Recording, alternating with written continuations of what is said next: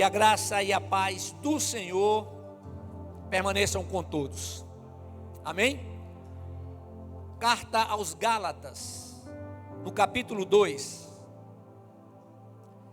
Louvado seja o nome de Jesus. Você que está em casa, você que ainda não pode estar participando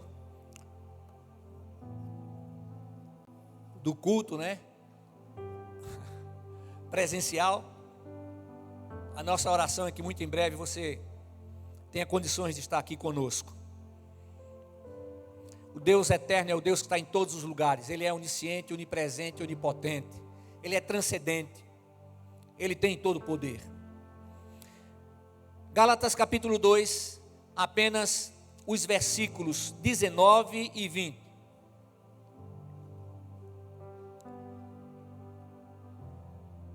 Pois, pela lei, eu morri para a lei, a fim de viver para Deus.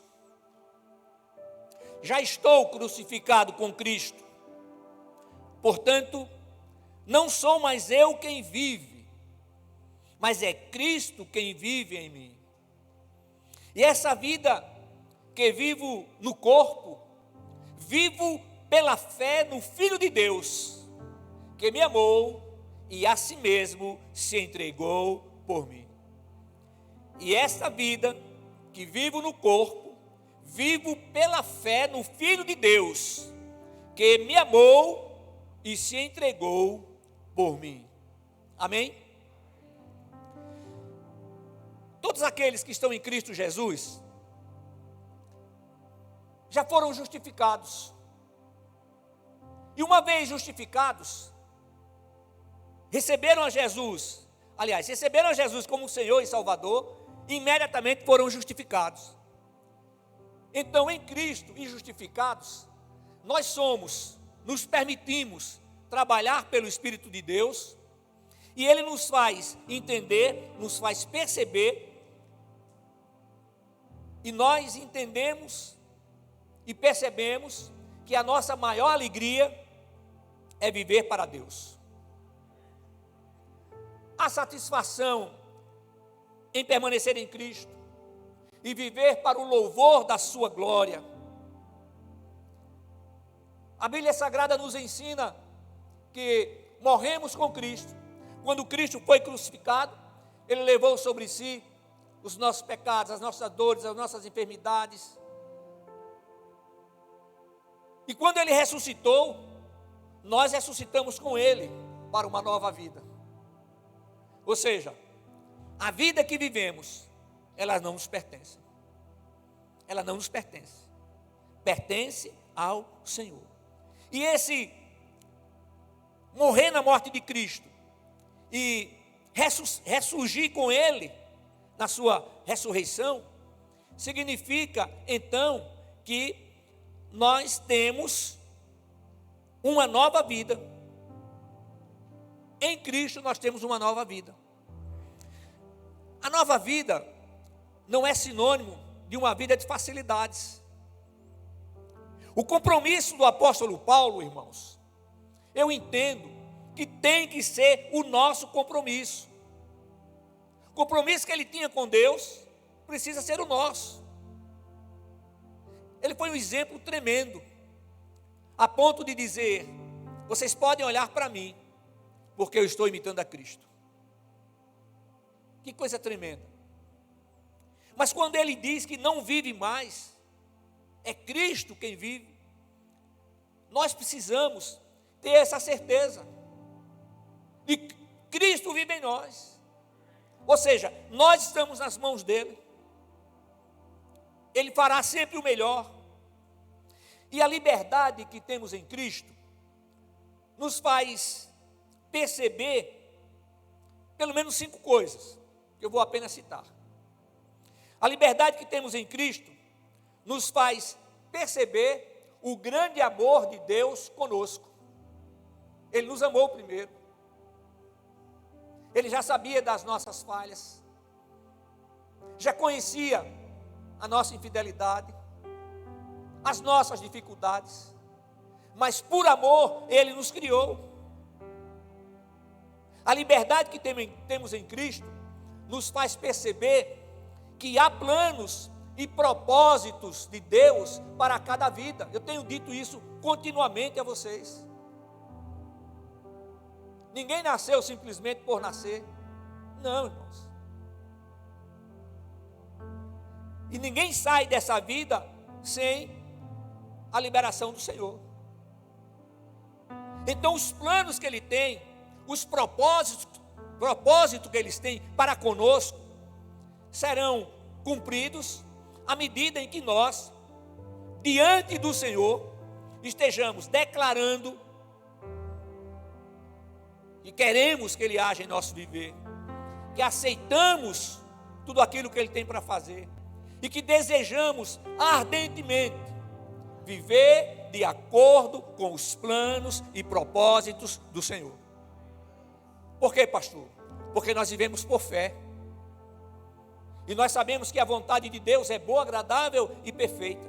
Em terceiro lugar, a liberdade que temos em Cristo nos faz perceber que a presença divina em nosso ser nos faz compreender a necessidade de fazermos a nós a diferença a cada dia.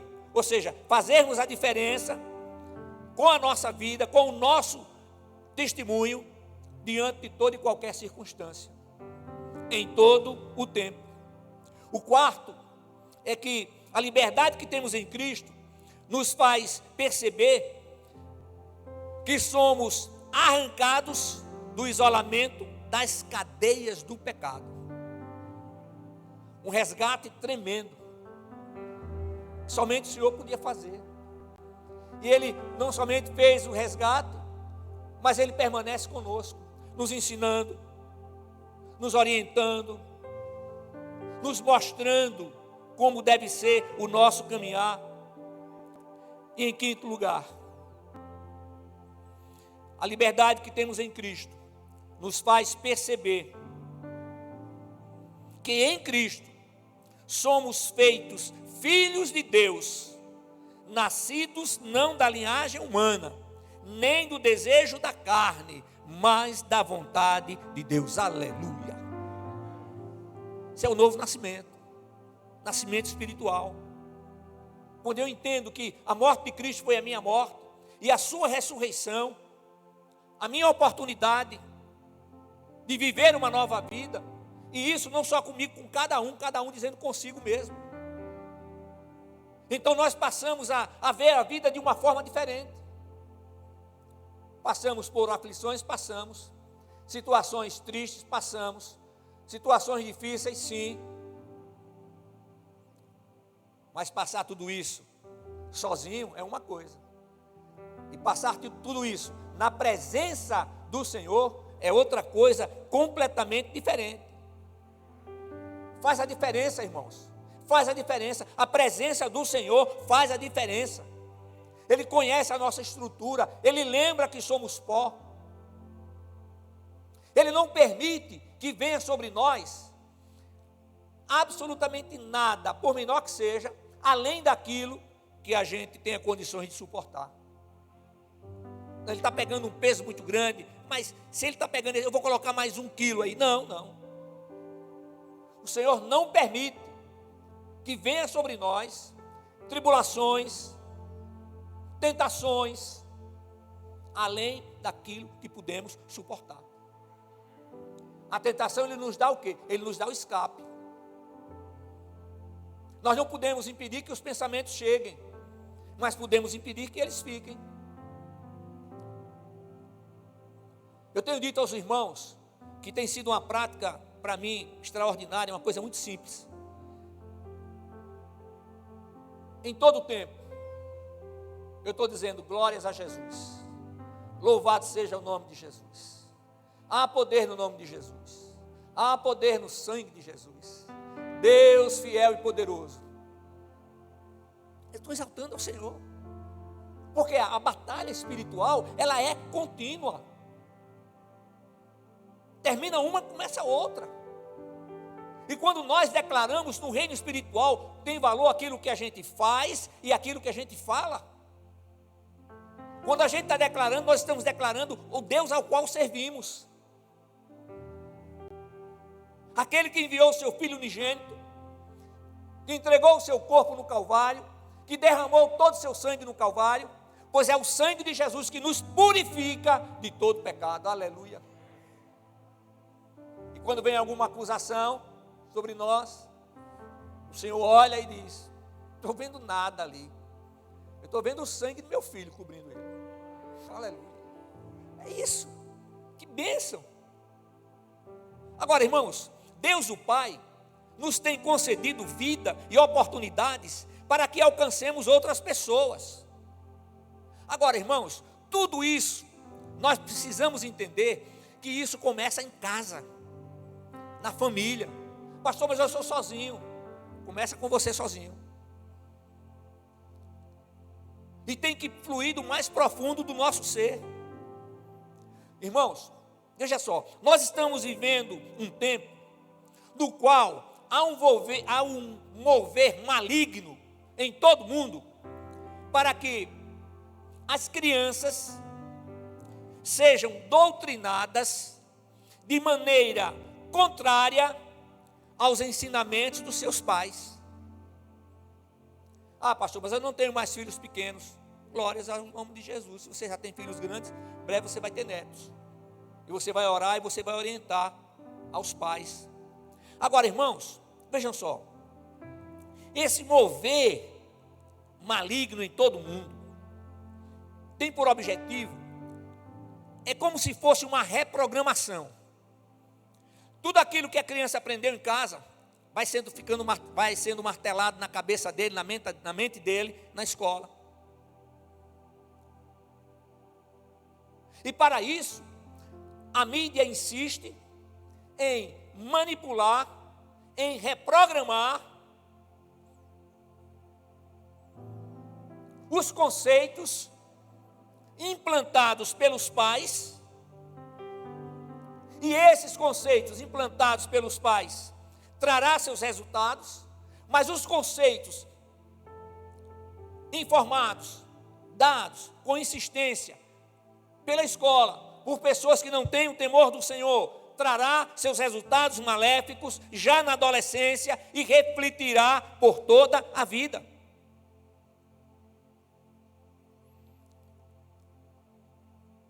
Isso muda crenças, valores, afetando o entendimento sobre o mundo, afetando o entendimento sobre a fé, afetando o entendimento sobre a religião, afetando o entendimento sobre a sexualidade, afetando o entendimento sobre a identidade, afetando o entendimento sobre a verdade. Mas é preciso também lembrar que o agir maligno não se detém somente nas crianças. Às vezes por coisas muito tolas, coisas pequenas, a gente dá uma brecha para o inimigo agir na vida da gente. Às vezes a gente não consegue entender. Aí eu tenho dito para os irmãos, a Bíblia diz, a palavra de Deus diz: acima de tudo, o que deves guardar, guarda o teu coração, porque dele procedem as saídas da vida. Aleluia! Não pense porque é pastor, porque é professor, porque é diácono. Não, o inimigo vem e não quer saber nada disso não, irmãos. E o Senhor nos ensinou que nessa batalha não usamos armas convencionais. Usamos a palavra de Deus, que é a nossa espada de dois gumes. Espada de defesa e ataque. Então nós temos que reagir com a palavra. Não somente declarando a palavra, mas agindo e fazendo com que a palavra torne-se realidade em nosso viver diário. Amém? Eu acho que você mexeu aí, não? No retorno, deu uma reguladazinha como estava. Obrigado, viu? Glórias ao nome de Jesus. Crianças e adolescentes estão em formação. Irmãos, a observação cuidadosa dos pais com relação ao que os seus filhos estão aprendendo na escola, evitará dificuldades na sua vida como criança, na sua vida como adolescente, na sua vida como jovem, na sua vida como adulto. Muitas vezes não percebemos. Você tem certeza que você tem o controle? Você sabe o que é que os seus filhos estão vendo na internet? A internet é bênção, mas vai mostrar tudo que não presta. Então, não deixe a sua criança sozinha, mexendo na internet. E hoje é o que a gente mais vê. As crianças estão tudo lá. Há alguns anos atrás, e não faz muito tempo, no período de férias, sabe o que a gente mais ouvia?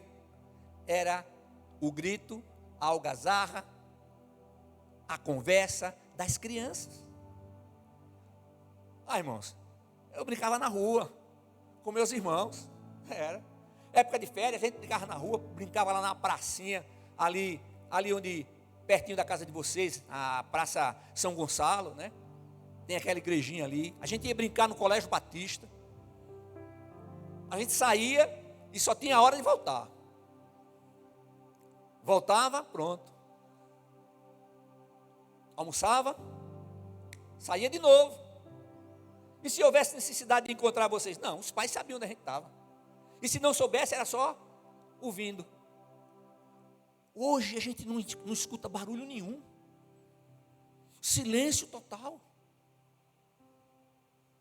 Quando muito o cara lá no jogo, ele falando com o outro, cara, você pensa que está brigando, corre lá, o que foi que houve? Não, é que eu estou jogando. Meus amados irmãos, a situação é muito séria. O acompanhamento mais próximo daqueles que ainda não têm a segurança necessária para rejeitar princípios contrários à nossa crença. A nossa crença no casamento, a nossa crença na família, a nossa crença na igreja, os princípios. Irmãos, um dia meu pai chegou e disse assim, rapaz, agora eu senti que estou ficando velho mesmo. Aí eu disse, como assim, pai? Ele disse, eu precisei andar de ônibus hoje. Deixei o carro não sei aonde e eu peguei um ônibus. Aí quando eu peguei o ônibus que eu estava em pé, uma mocinha, ele disse assim, uma jovenzinha, se levantou para me dar o lugar. Aí meu filho, agora deu aquele estalo, tá? Eu digo, tá bom. O pior é que aconteceu coisa semelhante comigo. Isso a gente não vê mais hoje. Se o adolescente faz isso, ele é taxado um monte de coisas. Rapaz, todo mundo na classe tinha apelidos e não tinha problema nenhum. Eu era mestre de botar apelido no povo. Mas hoje tudo diferente. O que está acontecendo? A gente tinha prazer, satisfação, estar na casa de oração. Eu vim a pé com meus pais do Farol, lá perto do Colégio Batista, até ali depois do trilho, onde ficava a primeira igreja, lá no mercado. Meus amados irmãos, nós precisamos perceber que essa desconstrução tem o objetivo também de dizer, não, porque o pai é o chefe. Gente, chefe, né, no sentido daquele que manda. A palavra fala que o pai é o sacerdote. E a esposa, a fiel ajudadora. Os dois no mesmo patamar, com papéis específicos. E o que é que a gente vê? A gente vê que a mídia oficial tem usado e abusado da sociedade cristã. E quando eu falo sociedade cristã, aqueles que realmente temem a Deus. E esse abuso da sociedade cristã tem sido através da engenharia social para destruir o conceito judaico-cristão, mais uma vez, sobre casamento, sobre família, sobre paternidade, sobre sexualidade. É claro que nós temos que orar, mas não é orar somente, orar e pagar o preço de estar com seu filho, com a sua filha. Irmãos, preste atenção uma coisa, A gente pensa às vezes que dar o melhor para os filhos é o top. É não. Sabe o que é? É ficar com eles. É ter tempo para jogar bola com eles. Ter tempo para brincar com eles. Ter tempo para ir com eles lá no balanço. Lá na gangorra. Lá na, como é que chama? O escorrego, né? Os meninos eram pequenos e aí nós saímos de uma casa, fomos morar numa casa que tinha um jardim imenso. E aí eu comprei 3 balanços, estava lá o escorrego. E eu sabia, lá tudo balançando, cada um tinha o seu, para não ter problema. O do Murilo era o menorzinho, porque ele era o menor. Hoje é o maior, glória ao nome de Jesus. Então, meus amados irmãos, o que mais nós precisamos dar para a nossa família é tempo. Porque quando a gente fala em tempo, a gente fala em atenção. A gente está falando em cuidado. A gente está falando em proteção. A gente está falando em amor. Está do tempo. Porque o tempo que passou, passou. E o inimigo da nossa vida muitas vezes vem querendo nos acusar, mostrando coisas do passado, que pelo entendimento hoje nós teríamos feito diferente. E ele quer que aconteça o quê? Que venha a culpa, que venha a tristeza, que venha o desânimo. E na hora a gente repreende em nome de Jesus, que passou, passou. A Bíblia diz que quem está em Cristo, nova criatura é. As coisas velhas já passaram e tudo ficou lá para trás. Quero saber. Aí clamo pelo nome de Jesus. É assim, irmãos. A batalha espiritual, ela é contínua. A batalha espiritual não cessa. E nessa guerra, nós não podemos sentar para negociar com o inimigo, não. No reino espiritual não se negocia com o inimigo. Então, como novas criaturas em Cristo Jesus, nós precisamos abrir os nossos olhos, para que possamos enxergar tudo o que está sendo feito, com o propósito de rejeitar os nossos conceitos morais e espirituais. Amém. Igreja, quem tem responsabilidade de criar e educar os filhos são os pais. Amém. Responsabilidade dos pais, criar e educar. Não é do Estado, não é da escola, não é da igreja, é dos pais.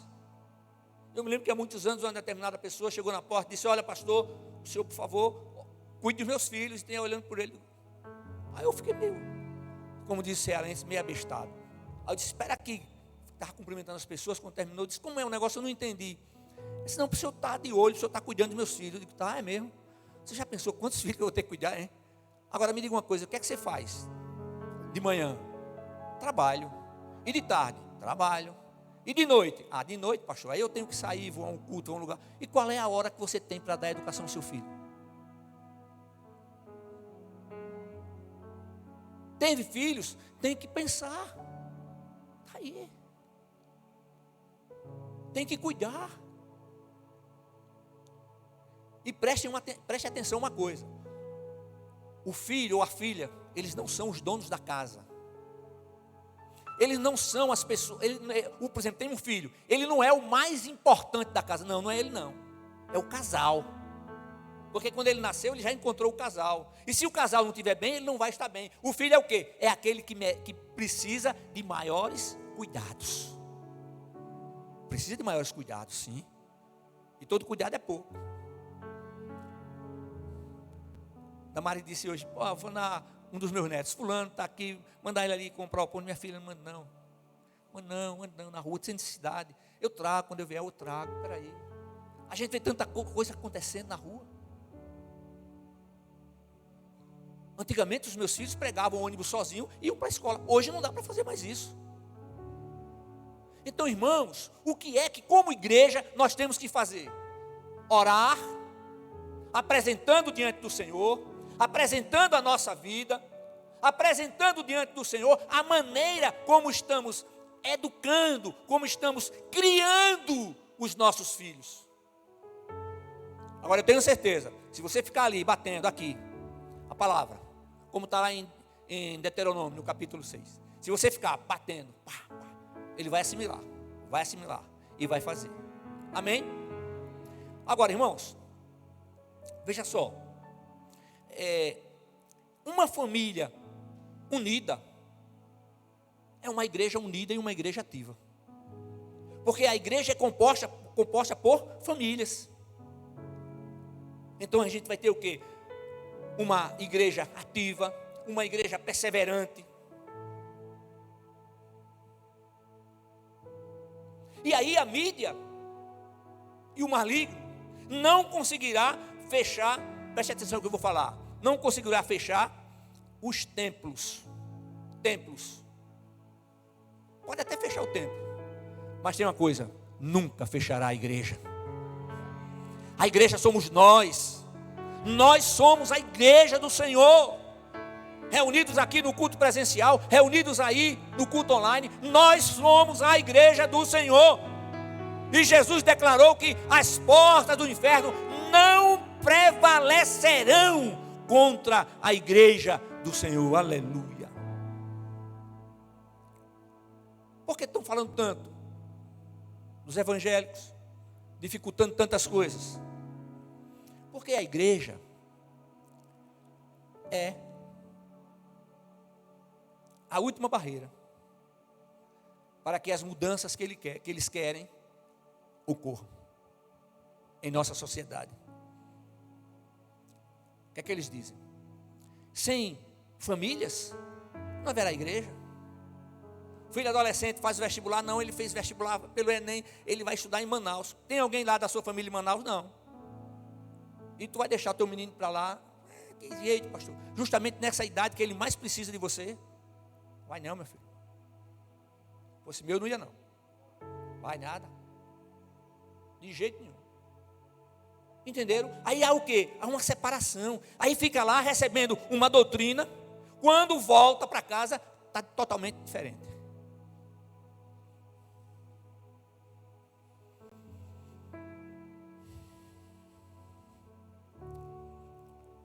Fechar o templo não destrói a igreja. Porque a igreja não é o templo. Só pode 30%, tá bom, 30%. Só é para fechar. A gente fecha. Mas a igreja não será destruída. Entenderam, irmãos? A igreja não será destruída. E as portas do inferno não prevalecerão contra a igreja do Senhor. Porque é uma declaração do nosso Deus. Então, meu irmão, faça o seguinte: inculque a palavra de Deus em seus filhos. Fale da palavra em todo o tempo, em todos os lugares. Foi Jesus quem disse: o céu e a terra passarão, mas as minhas palavras jamais passarão. Está lá em Mateus 24, 35. Quer ver outra coisa que eu já disse aqui? Conte a sua história. Conte a sua história. Conte a história da sua família. Como foi que viveram seus avós, se você tiver conhecimento? Como foram que viveram seus pais? Como foi a sua infância? Fale dos momentos alegres. Fale das lições que aprendeu. Meu pai partiu para o Senhor em 1997 e minha mãe em 2008. Eu estou com 66 anos de idade. Quer que eu diga uma coisa a vocês? Até hoje não teve um dia sequer, um único dia, que eu não me lembrasse dos dois.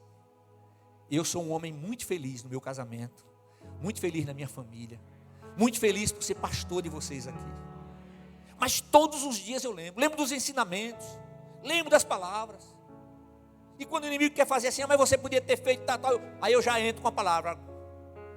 Não, é assim, foi feito o que tinha que ser feito, glórias ao nome de Jesus, eu te louvo, eu te adoro, Senhor.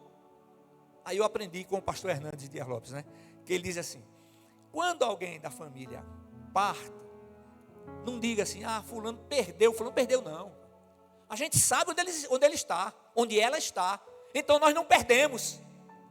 Perdemos o convívio diário, físico, mas no momento do Senhor estaremos juntos com o Senhor. Que coisa gloriosa, irmãos, que coisa maravilhosa é ter essa certeza.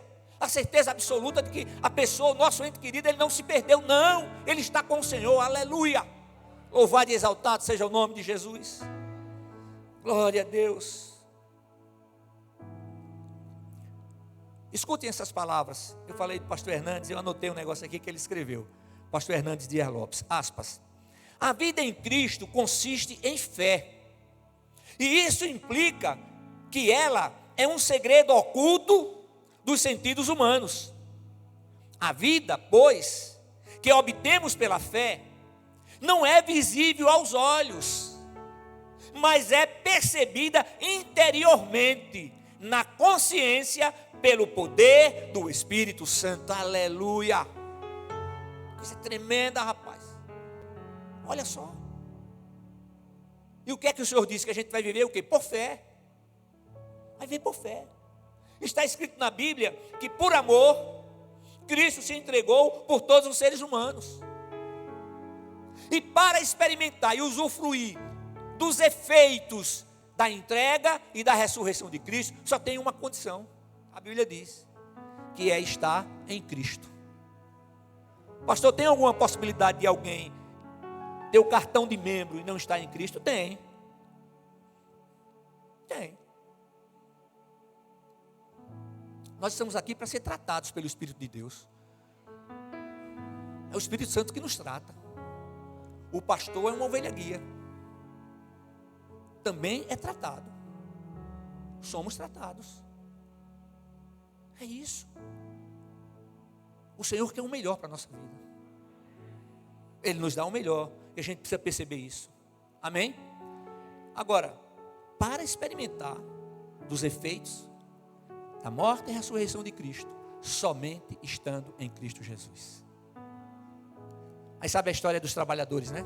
Que eu falo. O homem levantou logo cedo.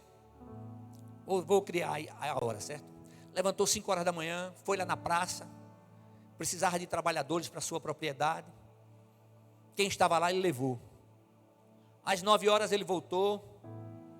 Voltou às 10. Aí voltou às 14 horas. E aí voltou às 16 horas. E em todo esse tempo, ele pegou trabalhadores. Terminou o dia, aí ele começou a pagar. Aí os caras pararam e disseram, espera aí, esse fulano aqui chegou às 16 horas, só trabalhou 1 hora. E nós chegamos cedo e trabalhamos o dia todo. Pô, você não ganhou aquilo que acertou? Então, o trabalhador da última hora está recebendo a mesma coisa, porque eu entendo, o Senhor dizendo, eu entendo, eu quero, eu sei que é para ser assim. Entenderam? Trabalhadores da última hora. Não tem diferença nenhuma para o Senhor. O que importa é estar em Cristo. Então, a palavra de Deus, ela faz o quê? Ela nos traz conhecimento, ela gera fé. E tem uma coisa, não importa a dureza do coração. Pode ser um coração de pedra, de rocha. Deus age. E faz mais. Ele troca o coração, ele tira o coração de pedra e substitui por um coração de carne. Aleluia. Glória a Deus. Deixa eu começar a encerrar. Em Cristo Jesus, nós temos uma nova vida. Observe o que o apóstolo Paulo escreveu aqui na primeira carta aos Tessalonicenses, no capítulo 5, nos versículos de 9 a 11. Porque Deus não nos destinou para a ira, mas para alcançarmos a salvação por nosso Senhor Jesus Cristo, que morreu por nós, para que, quer atentos, quer dormindo, com Ele vivamos. Por isso, aconselhai-vos e edificai-vos mutuamente, como de fato já estáis fazendo. Aleluia. Então Deus não nos criou para a ira. Deus nos criou para a salvação. A salvação que somente ocorre pela graça de Deus, por meio da fé. E isso é dom de Deus. Aleluia. O corpo somente pode ser, escuta o que eu vou falar. O corpo somente pode ser dedicado a Deus se houver dedicação do Espírito. O espírito só pode ser dedicado a Deus se houver dedicação do corpo. Não dá para ser duas coisas. Eu sou espiritual, eu sou do Senhor aqui, mas não, aqui não, peraí. Aqui eu faço meus negócios, faço meus trambiques, não. Tem que ser certo. O sacrifício do crente no Novo Testamento é um sacrifício vivo. Ao contrário do que se realizava nos tempos da antiga aliança. Em Cristo Jesus, nos colocamos no altar vivos e determinados a viver para Cristo. Então, irmãos, que verdadeiramente possamos dizer, como o apóstolo Paulo: já estou crucificado com Cristo, portanto, não sou mais eu quem vive, mas é Cristo quem vive em mim. E essa vida que vivo no corpo, vivo pela fé no Filho de Deus, que me amou e se entregou por mim. Se você deseja uma família abençoada, se você quer ter uma família edificada sobre a rocha, ensine a sua família a amar, a obedecer, a temer a Deus. Agora, sabe por quem você vai começar? Por você. Começa por você. Começa por você. Coloque-se diante do Senhor. Declare que depende dEle. Declare que quer, como eu falei no início do culto, viver conforme os planos e propósitos dEle. Coloque-se diante do Senhor, disponível para o seu agir. Assuma os seus filhos. Assuma. Lembre-se, tudo é por amor. Amar não é acobertar o erro. Não. Eu digo para você que hoje, no meu conceito, conversar e falar dá mais resultados do que bater. Sente, fale. Apresente as coisas. E você permaneça diante do Senhor, disponível para o seu agir. E você que ainda não declarou a Jesus Cristo como o Senhor, único e suficiente Salvador, venha desfrutar também de tudo aquilo que o Senhor preparou e preparou também para você. Amém? Fiquemos todos de pé.